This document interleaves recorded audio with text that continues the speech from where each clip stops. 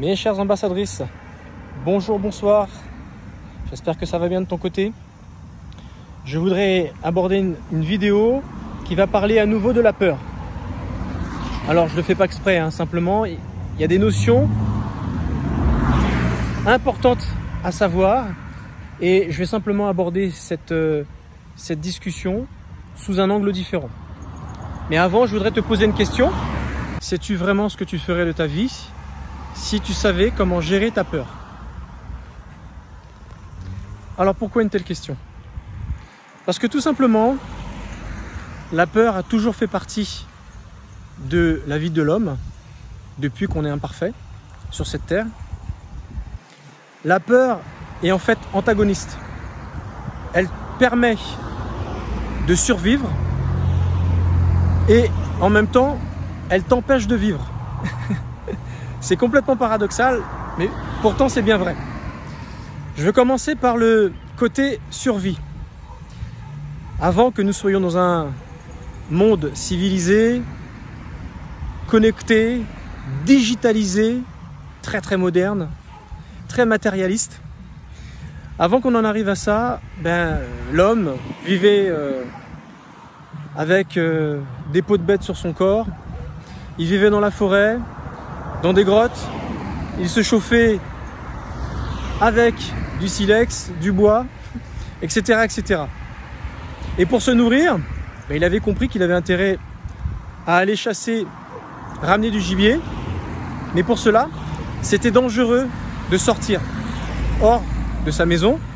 Il y avait toute une pléthore d'animaux sauvages, dangereux, qui pouvaient bien sûr le tuer. Il pouvait lui-même être la proie de ces animaux. Alors, à chaque fois qu'il sortait, il devait faire cela avec beaucoup de vigilance. C'est d'ailleurs pour cette raison que c'était les hommes qui sortaient, qui chassaient, en groupe, bien sûr, et jamais les femmes. Les femmes restaient à l'intérieur, s'occupaient de la progéniture, préparaient à manger, etc., etc. L'homme, en fait, est régi par le cerveau reptilien. Ce cerveau qui lui permet de prendre des décisions rapides, sans trop de réflexion. Ou c'est j'y vais pas, je me défends pas, je le tue pas, je lâche les chiens ou pas. Voilà, c'est vraiment de l'action-réaction. C'est-à-dire, il ne réfléchit pas trop à ce qu'il doit faire, c'est je le fais. C'est pour cette raison que les hommes sont très adaptés à l'heure d'aujourd'hui, parce que c'est quelque chose qui nous a suivis sur le plan génétique, de réagir en cas de problème grave, de catastrophe. Lorsqu'il y a quelque chose qui sort de l'ordinaire, qui nous fait peur, parce que ce n'est pas quelque chose d'habituel, l'homme a cette capacité de prendre des décisions très rapidement, parce qu'on est câblé, cérébralement parlant, pour ces choses. Alors que la femme a plus un cerveau dit limbique, qui fait qu'elle sera plus régie par des émotions, son ressenti, son centrage, son enracinement par rapport au lieu où elle se trouve. Elle a besoin de se poser plein de questions. Voilà pour quelles raisons les femmes ont besoin de parler autant, de dire ce qu'elles pensent et ce qu'elles ressentent, sans toutefois être interrompues ou sans toutefois qu'on leur apporte des solutions, parce qu'en fait on est régi de cette façon. Voilà pour quelles raisons il y a une si grande différence entre nous et les femmes, et que les femmes bien sûr nous complètent et nous les complétons d'une certaine façon. C'est pour cette raison également, lorsque on se prend la tête entre la jante féminine et la jante masculine, c'est parce que souvent quand une femme est en train de s'épancher, elle est en train de tout simplement dire ce qu'elle ressent, ce qu'elle pense sur le plan émotionnel. Nous sommes déjà en train de trouver une solution, comme s'il y avait un danger, comme s'il y avait besoin de trouver une solution par rapport à tout cela. Alors que ce n'est pas du tout le cas. On a juste besoin d'écouter notre femme, être une oreille pour elle, la rassurer, lui montrer à quel point on comprend ce qu'elle peut ressentir et penser, et c'est suffisant. Ça sera suffisant pour elle pour se sentir en sécurité, en se disant voilà, on m'a écouté, on m'a comprise, donc du coup, puisque c'est le cas, je me sens à ma place comme il faut. Ça, c'est le côté, on va dire, côté peur, survie. Et c'est quelque chose qui existe toujours, même dans notre monde complètement connecté, digitalisé, moderne et matérialiste. Mais alors, Qu'en est-il de cette peur qui nous paralyse au point de ne pas vivre normalement? Eh bien, c'est une peur dont je t'ai déjà parlé dans une de mes vidéos, où la façon dont on est éduqué, le système dans lequel nous sommes, la façon dont certains pays gouvernent, et la plupart des pays, c'est comme ça. C'est par répression, c'est par pression. Et tu n'as qu'à regarder la façon dont tes parents t'ont éduqué, tu vas vite te rendre compte que tout est une pression. Si tu fais pas ça, il se passera ça. Voilà, c'est toujours la récompense. C'est toujours quelque chose qui te pousse à faire des choses que tu n'as pas forcément envie de faire. Mais comme tu veux avoir la paix, comme tu veux avoir l'amour de tes parents, et comme tu veux surtout avoir les récompenses de tes parents, et bien du coup, tu t'exécutes. Donc ce qui fait que tu t'amuses à faire des choses que tu n'as pas spécialement envie de faire à la base. Même si une éducation est importante. Il faut qu'on soit éduqué, on ne peut pas faire tout simplement ce qu'on veut et n'importe quoi. Mais ceci dit, quelquefois, eh bien c'est difficile. C'est difficile de se voir faire des choses avec lesquelles on ne se sent pas en accord. Ce que j'essaie de te dire par là, c'est que ce système de pression, de peur, que tu retrouves également à l'école, ce système de notes, de bons points, d'images, de félicitations, et ça, ce système-là en France, c'est très très fort.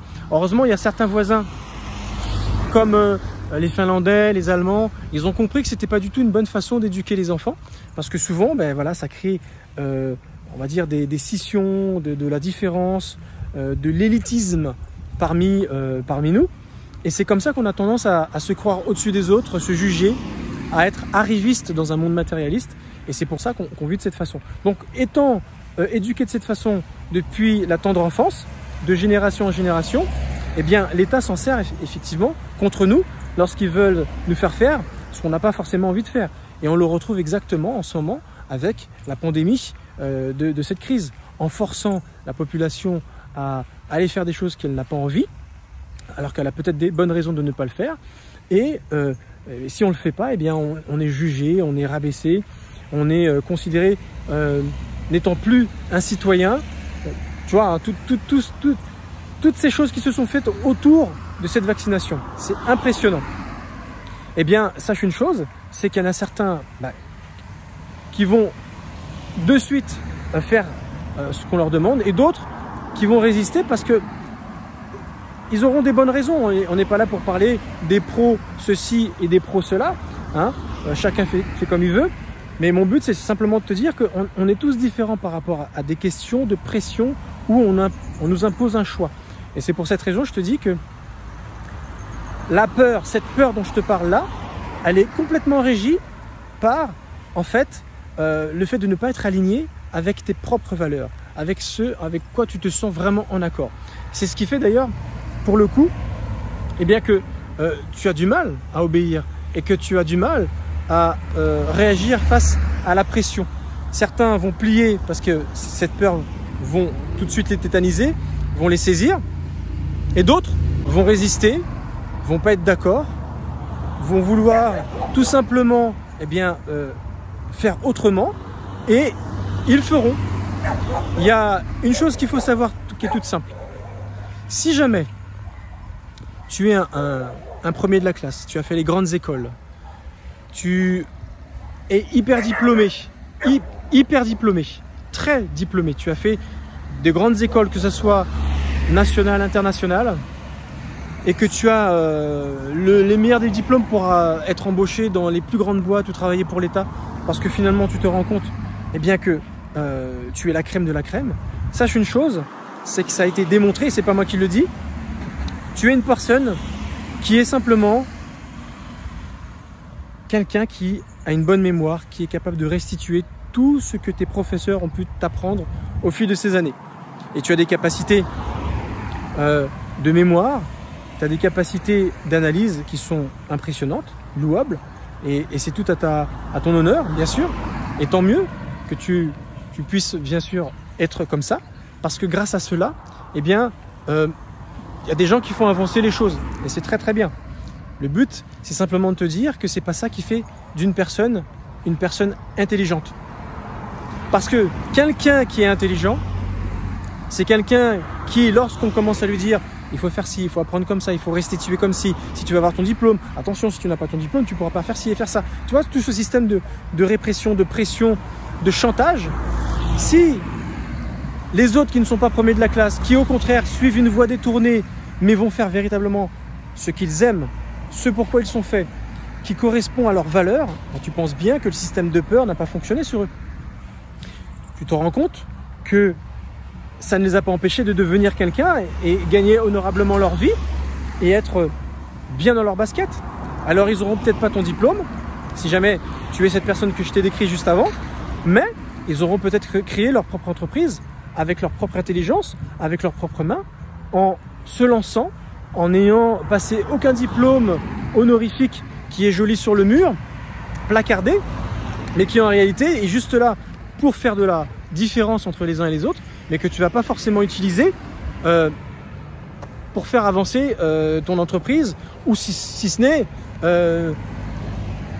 est-ce que tu auras réellement créé une entreprise?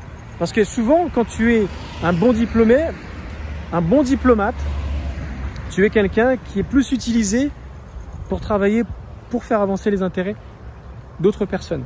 Tellement que bah voilà, tu as un savoir, tu es tellement en haut de la pyramide que bah, y a plus de concurrence avec toi. Donc tu dois, tes services doivent servir aux autres. Alors que quand tu es, on va dire, au milieu de l'échelle, au milieu de la pyramide, voire en bas, bah, tu te fais tout seul. Mais en réalité, tu es vraiment en alignement avec ce qui te correspond, tes valeurs. Alors tu vas certainement me demander, mais comment fait-on justement pour ne pas se laisser tétaniser par cette peur, ce système dans lequel nous sommes? Eh bien tout simplement, il faut être en accord tout le temps avec tes valeurs profondes, tes croyances profondes, tes pensées, ce que tu dis et tes actions. Si toutes ces choses sont constamment en alignement, tout le temps, tu arriveras à te défaire de cette pression, de cette peur, parce qu'à chaque fois, tu essaieras toujours, en fait, de répondre à ce que tu ressens au fond de toi. N'oublie pas que tes valeurs hautes, tes valeurs profondes, c'est ce en quoi tu crois profondément, c'est ce qui te fait vivre, c'est ce qui te donne la flamme dans ton regard. Donc c'est pour ça que si jamais tu fais ces choses, eh bien, en fait, tu fais des choses qui te plaisent, donc tu ne feras pas les choses par peur. Tu vois ce que je veux dire?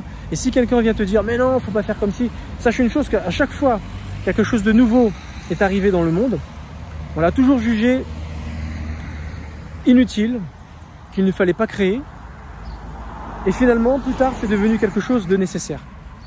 Et on se pose la question, ben, comment on va faire pour le mettre en place? Toute idée nouvelle, farfelue, qui est arrivée, on va dire, dans le monde, a toujours subi ces trois choses que je viens de te dire. Donc du coup, maintenant que tu sais cela, reste en accord avec qui tu es. Ne te laisse pas manger par le système. D'un côté, continue d'user de cette peur qui te permet de survivre, parce que ça c'est important, mais ne te laisse pas manger par cette peur du système qui t'empêche d'être qui tu es.